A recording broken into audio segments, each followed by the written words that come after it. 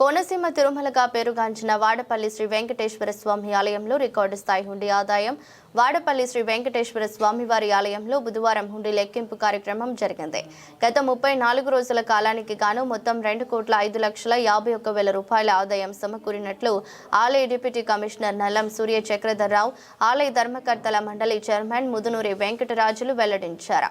ప్రధాన ఆలయం మరియు శ్రీ విశ్వేశ్వర స్వామి ఆలయ హుండీల ద్వారా 1,46,07,000 రూపాయలు, అన్నప్రసాదం హుండీల ద్వారా 59,43,000 రూపాయలు లభించాయి.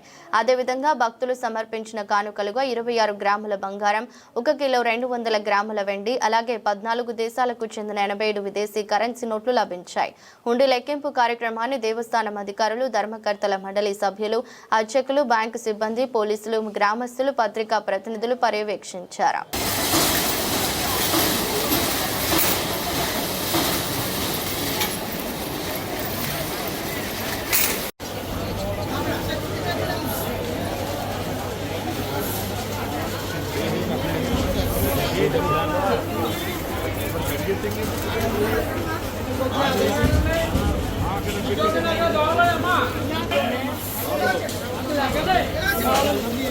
ఓం నమో వెంకటేశాయ నమః. డాక్టర్ బిఆర్ అంబేద్కర్ కోనసీమ జిల్లా ఆత్రేయపురం మండలం వాడపల్లి గ్రామంలో వేయించేస్తున్న స్వయంభూ శ్రీ వెంకటేశ్వర స్వామి వారి ఆలయంలో ఈ రోజున హుండీలు తెరవగా 34 రోజులకు గాను రికార్డు స్థాయిలో 2,05,51,004 రూపాయలుగా ఆదాయంగా రావడం జరిగింది. ఇదే కాకుండా బంగారం 26 గ్రాములు, వెండి 1 కేజీ 200 గ్రాములు వచ్చింది.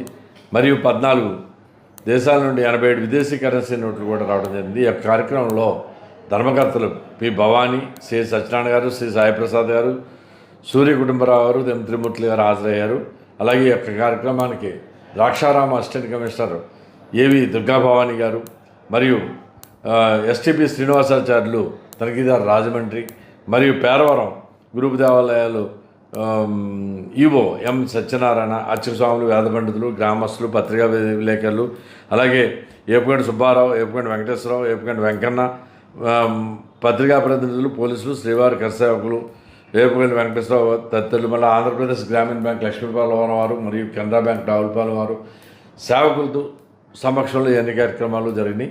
మరి స్వామివారికి ఇప్పటివరకు రానంత రికార్డు స్థాయిలో మరి 2,05,51,004 రూపాయలు ఆదాయంగా వచ్చిందని మీ ద్వారా భక్తులందరికీ విజ్ఞప్తి చేస్తున్నాం. ఓం నమో వెంకటేశాయ నమః.